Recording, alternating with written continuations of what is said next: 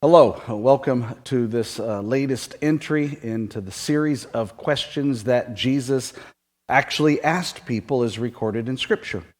We're looking at some of these questions as Jesus presented them to people and their response, their answer to those questions. In many cases, maybe hypothetically he could ask us those questions, or maybe directly these questions need to be answered by us. So we are glad that you are with us. If you would take a moment, just indicate that you're a part of this video session. There are other videos available. You'll find them on that page, and you can review them. Maybe you've been with us through this series. Maybe this is your first time with this. We're just grateful that you're a part of this, and hope that you might be encouraged and blessed because of the time that we spend together. This session, we're going to look at Luke chapter 18. The Gospel of Luke in chapter 18 begins with a fairly familiar passage to a number of Christians, but then, kind of like the old 70s crime drama shows, there was always an epilogue at the end of the production. And so we're going to look at the familiar part and then concentrate on the epilogue, because that's where we find this question posed by Jesus. It's at the very beginning of Luke chapter 18. I hope you have an opportunity to look at this passage, but if you would allow me to kind of read for us during this time. It opens with Jesus telling them a parable for their need to continue to pray always and not to be so discouraged that they give up. So he says there was a judge in one town who didn't fear God or cared very little about man. But there was a widow in the town who kept coming to him, saying, "Give me justice against my adversary." For a while he was unwilling, but later the judge said to himself, "Even though I don't fear God, I have no respect for people. Yet because this widow keeps pestering me, I will give her justice so she doesn't wear me out by her persistent coming." Now, when we look at that passage of Scripture, again, fairly familiar, there is a major theme, a thought behind this teaching that Jesus presents to us. Oftentimes, folks, we overlook what Scripture says fairly clearly, and to be honest, you really don't need me for this one. What's the major reason Jesus taught this parable? Well, if you go back to the very beginning in verse 1 of Luke chapter 18, Jesus gives the twofold purpose. Guys, always pray. And never get so discouraged that you give up. Simple enough passage of Scripture, understanding of the parable. But then why the epilogue? And in particular, why would you guess that Jesus actually asked this question after presenting such a pretty clear-cut, dry lesson? But look with me in verse 6 of Luke chapter 18. Jesus said, "Listen to what the unjust judge says," who gives justice to the woman. "Will not God grant justice to his elect who cry out to him day and night? Will he delay to help them? I tell you that he will swiftly grant them justice." And then here comes the question. "Nevertheless, when the Son of Man comes, will he even find faith on the earth?" Why did Jesus ask this question seemingly out of nowhere? Well, again, we understand the reason in the understanding of the teaching of Jesus through this parable. If you go back a little bit further in chapter 18, being that the purpose was listed in verse 1, you have to go to chapter 17. At the end of Luke chapter 17, Jesus is teaching about the coming of the kingdom, the church, and then his second coming, his return. And it's within that context that Jesus teaches this parable so that they will always pray and never become discouraged to the point that they give up. Because, epilogue, God is not like this unjust judge. He will render, he will do what's right. But in the meantime, are there going to be people who still have faith? Jesus was kind of putting in this package together, reminding people to always pray, to never give up, because when it concerns the return of Jesus, it's going to be kind of tough during those days. Seemingly from the establishment of the church, way back in the first century, to those of us today in the 21st century. In fact, Paul reminds Timothy and all of us in his final letter to his protege with these words, "Remember that there will be difficult times in the last days. People will be," see if this fits for today, "selfish, greedy, boastful, conceited. They'll be insulting, disobedient to parents, ungrateful, godless. They'll be unkind, merciless, slanderers, lacking self-control, flat out brutal. They will hate the good. They will be treacherous, reckless, swollen with pride. They will love pleasure rather than God. They will hold on to this is the toughest one, holding on to an outward form of godliness, but rejecting its power." Now again, it seems to be that's our day today, but it was that way in the first century too. Why else would Paul conclude this description in the second part of verse 5 in 2 Timothy chapter 3 by saying, avoid such people. Keep away from such individuals. I would suggest to you that Jesus probably taught this parable and asked this question because of his concern that people might become impatient with God. God just doesn't seem to answer. He doesn't seem to be doing anything. He doesn't seem to care. And as a result, they might be undisciplined in how they live their lives for God. They're just not going to remain faithful and true to the disciplines, to their relationship with God. In fact, they may become disillusioned with living life for Jesus. I thought God was with me.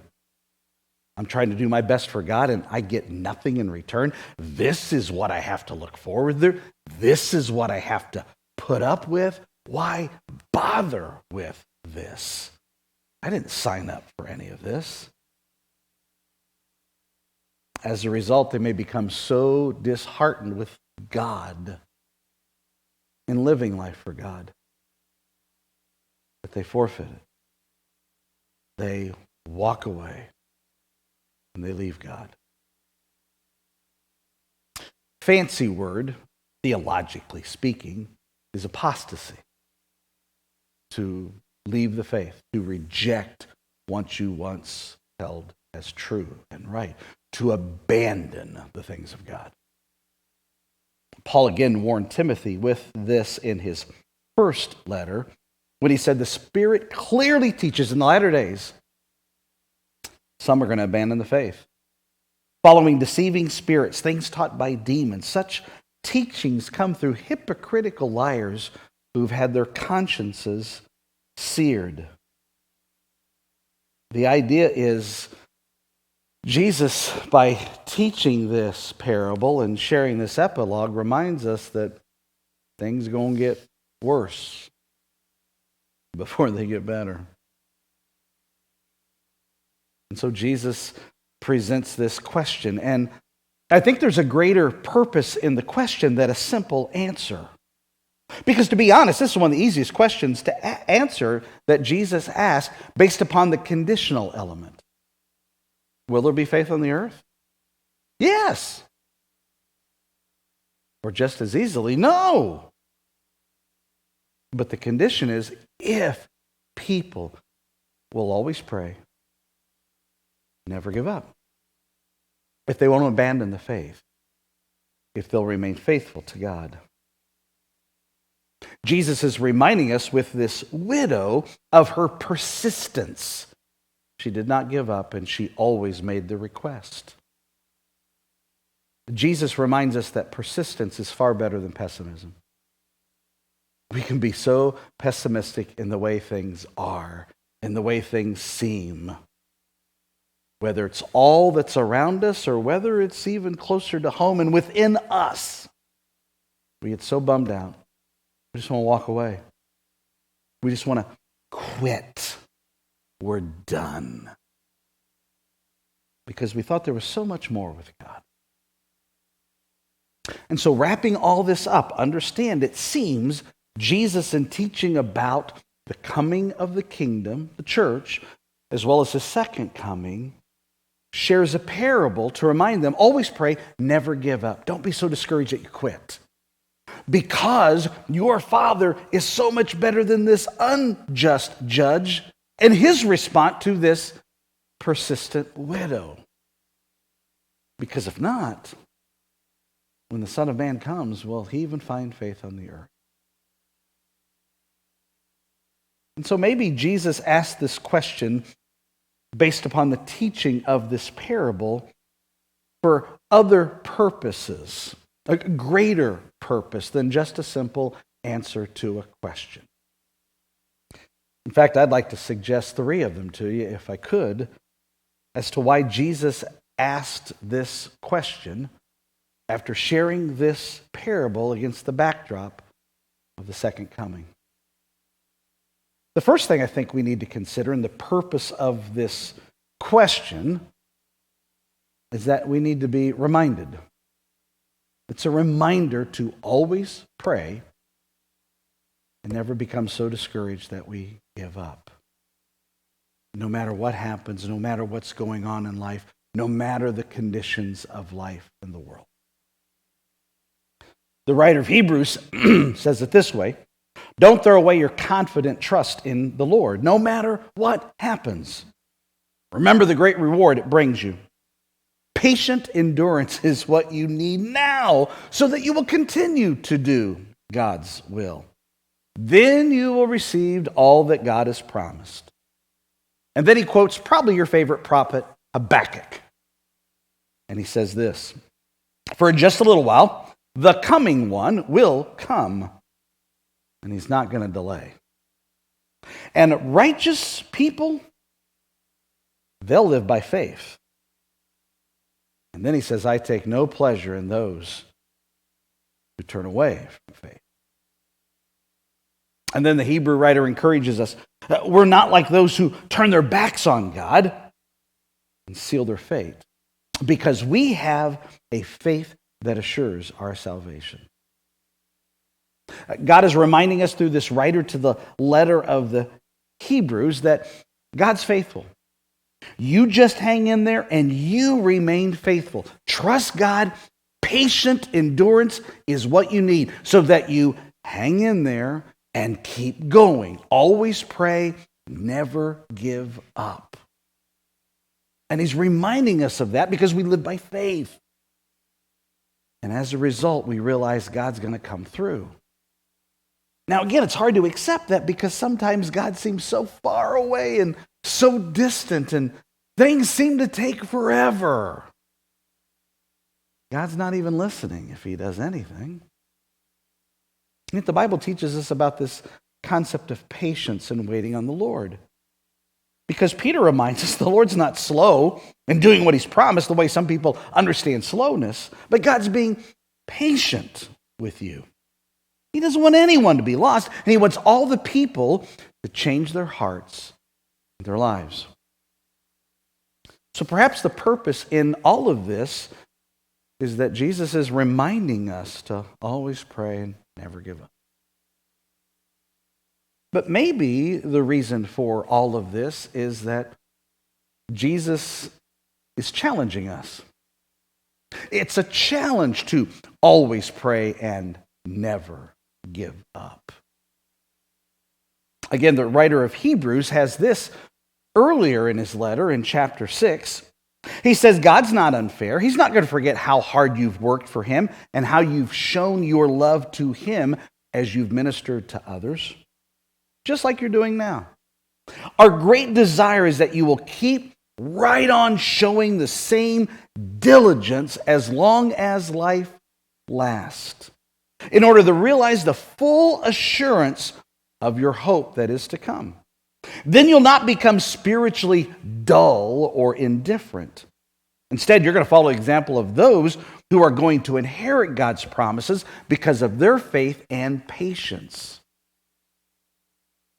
The challenge is to keep up, not become complacent, not to become so dull and indifferent that you just don't care. You're so apathetic, you don't bother, you quit, you just give it up. Challenge is to keep going, to follow the example of others who receive what God has promised because of their faith and their patience. So the challenge is, as we continue to serve, as we continue to love, always pray, don't ever give up, because you might become complacent, dull, indifferent, apathetic.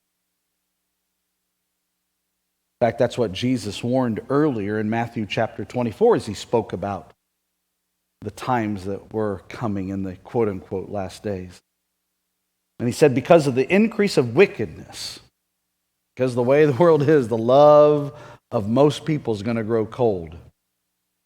But, he says, the one who remains faithful to the end, that's the one who's going to be saved. Jesus puts this question at the end of this parable in the backdrop of teaching of the times of the last days. Maybe the purpose is to challenge us.